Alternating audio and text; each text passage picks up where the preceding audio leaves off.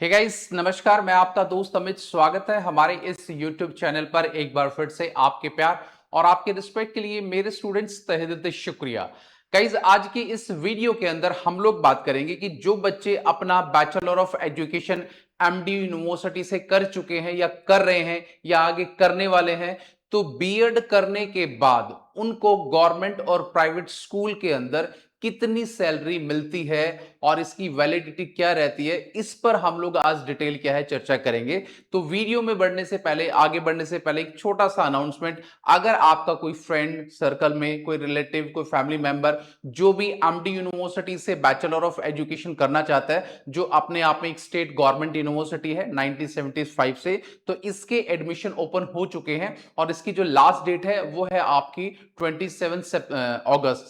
अगस्त इसकी last date है। अगर आप चाहते हो कि आपको कोई गाइड करे कि भाई एडमिशन कैसे लेना है, कॉलेज को कैसे चूज करना है, कहां मेरा एडमिशन हो सकता है और हम लोग क्या आपकी हेल्प कर सकते हैं और कैसे आप लोगों का जो डायरेक्ट एडमिशन है बीएड कॉलेज में हो सकता है, तो उसके लिए जो नंबर नीचे शो रहा है 9996060785 पर व्हाट्सएप पर हाई का टैग करेंगे और सारी जो डिटेल है वो हमारी टीम की द्वारा आपको क्या है बता दी जाएगी। तो मेरे पीछे गाइज आप देख रहे हैं कि जो बच्चे एमडीयू से या फिर किसी भी यूनिवर्सिटी से बैचलर ऑफ एजुकेशन करते हैं, खासतौर से हम लोग एमडीयू की बात करेंगे, तो बीएड करने के बाद कितनी सैलरी क्या है आपको सरकारी नौकरी के अंदर या फिर प्राइवेट नौकरी के अंदर ऑफर होती है, वो क्या है हम लोग सारा का सारा डिटेल में क्या है चर्चा करेंगे। तो सबसे पहले आपको यह समझना है भाई, सैलरी मिलने से पहले सबसे पहले आपको यह समझना है कि बीएड करने के बाद आपके पास जॉब करने के क्या ऑप्शन है। आपके पास बेसिकली दो ऑप्शन है। एक, अगर आप ग्रेजुएट के बाद बीएड करते हो तो सबसे पहले आप टीजीटी यानी कि ट्रेन ग्रेजुएट टीचर लगोगे किसी भी सब्जेक्ट के, जो भी आपका सब्जेक्ट है।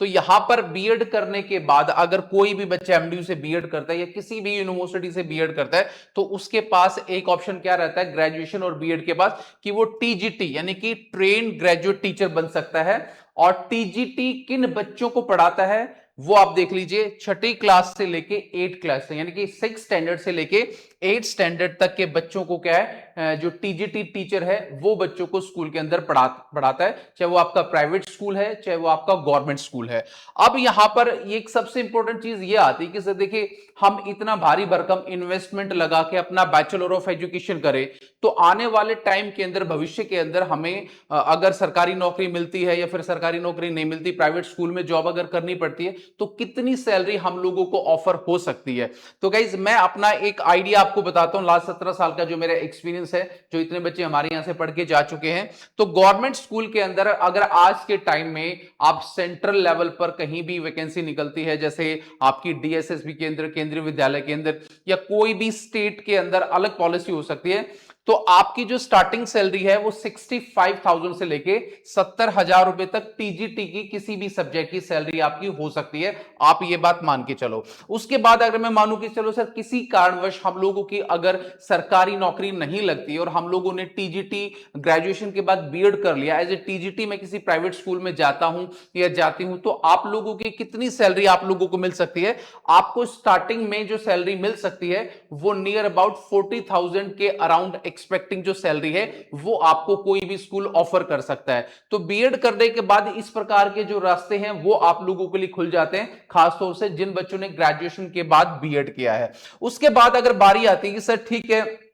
आपने लास्ट वीडियो में भी बताया था कि बहुत सारे बच्चे बीएड के साथ साथ मास्टर्स भी कर लेते हैं। अगर किसी बच्चे ने मास्टर्स किया है और उसने बीएड भी कर लिया है, तो वो किस वैकेंसी पर जाएगा, उसकी सैलरी क्या होगी और वो कौन सी क्लास के बच्चों को पढ़ाएगा, ये मैं आपको बताऊंगा। देखिए, अगर आपने बीएड के साथ साथ या बीएड के बाद मास्टर्स आपने कर लिया है, तो आपके पास टीजीटी का तो ऑप्शन है जो मैंने आपको बताया है। उसके बाद एक ऑप्शन और आप लोगों के पास आता है, वो है आपका पीजीटी, जिसको पोस्ट ग्रेजुएट टीचर बोलते हैं। किसी भी सब्जेक्ट के अंदर अगर आपने मास्टर्स किया है, चाहे वो इंग्लिश है आपका, पॉलिटिकल साइंस है, ज्योग्राफी है, सोशियोलॉजी है, कोई भी सब्जेक्ट आपका मास्टर्स का है, तो उसके क्या है आप स्टूडेंट को पढ़ा सकते हो। अब यहां पर क्या है, 9 स्टैंडर्ड से लेके, मान के चलो कई बार 8वीं क्लास से भी हो जाता है, 9 स्टैंडर्ड से लेके 12वीं क्लास से स्टैंडर्ड तक के बच्चों को आप प्राइवेट और गवर्नमेंट स्कूल के अंदर पढ़ा सकते हो, अगर आपने एमडीयू से किसी भी यूनिवर्सिटी से अगर आपने बीएड किया है, अगर आप पीजीटी लग जाते हो।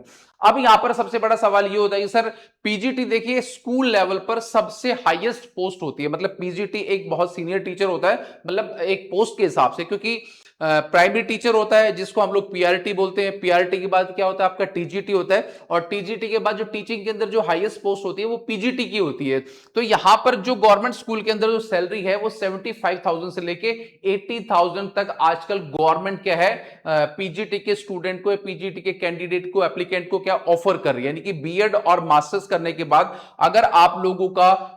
मास्टर्स के बेस पर या बीएड के बेस पर जैसे कर लेते हैं, अगर आपकी गवर्नमेंट जॉब लग जाती है तो 75,000 से लेके 80,000 तक सैलरी गाइज आज आप लोगों को मिल सकती है। इसके बावजूद बहुत सारे जो बच्चे सोचते हैं कि सर मेरी गवर्नमेंट जॉब नहीं लग पाई और मैंने बीएड कर लिया और मैं अपने कैरियर को टीचिंग में स्टार्ट करना चाहता हूं या करना चाहती हूं, तो प्राइवेट स्कूल के अंदर अगर आप पीजीटी लगना चाहते हैं, देखिए यहां पर प्राइवेट स्कूल के अंदर थोड़ा सा स्नेरियो सैलरी का अलग होता है। मैं खासतौर से पीजीटी की बात करूंगा, क्योंकि पीजीटी की अगर हम लोग बात करें, जैसे कोई मैथ्स का टीचर है पीजीटी, कोई फिजिक्स का है, कोई केमिस्ट्री का है, कोई बायोलॉजी का है, तो इनकी सैलरी कंपैरेटिवली बाकी जो और स्टूडेंट होते हैं उनसे थोड़ी सी ज्यादा होती है, क्योंकि मैथ की, फिजिक्स की, केमिस्ट्री की जो टीचर्स होते हैं उनकी डिमांड थोड़ी ज्यादा रहती है, तो उनको सैलरी थोड़ा और भी मिल सकती है।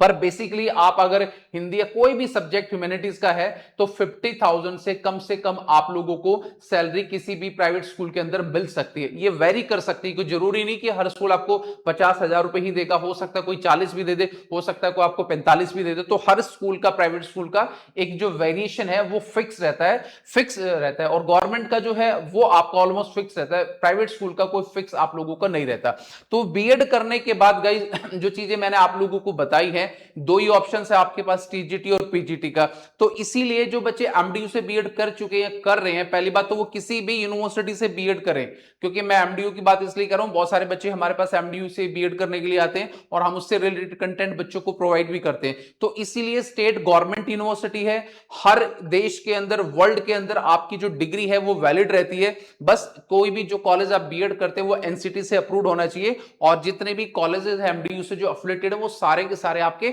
एनसीटी अप्रूव्ड कॉलेज है। तो एक मोटा मोटा ओवरव्यू मैंने आप लोगों को गाइस बताया है कि भाई आपकी बीएड करने के बाद कितनी सैलरी आपको मिल सकती है, चाहे वो आपकी सरकारी नौकरी है या फिर आपकी प्राइवेट है। बहुत सारे बच्चों का ये कंफ्यूजन रहता है, सर हम कौन से टीचर बनेंगे, क्या करेंगे। इस वीडियो में मैंने आपको सारी डिटेल क्या है बता दी है। तो उम्मीद करूंगा गाइस इस छोटी सी वीडियो से बहुत कुछ सीखने को आपको मिला होगा। बीएड जो बच्चे कर रहे हैं उनके माइंड के अंदर डर रहता है कि इतना इन्वेस्टमेंट मां बाप का लग गया, आगे हम कैसे रोजगार हम लोगों को मिलेगा। तो थोड़ी सी हेल्प आप लोगों की हुई होगी। वीडियो आपको कैसा लगा है प्लीज इसके लिए लाइक, शेयर एंड कमेंट, और कोई भी राय है वो अपनी मुझे कमेंट के माध्यम से या व्हाट्सएप के माध्यम से दे सकते हैं, ताकि हम चीजों को और भी बेहतर तरीके से प्रेजेंट कर पाए। तो आज की वीडियो के लिए थैंक यू गाइस, मिलेंगे किसी नेक्स्ट वीडियो में। तो till then bye, take care guys, मुस्कुराते रहना। Thank you so much.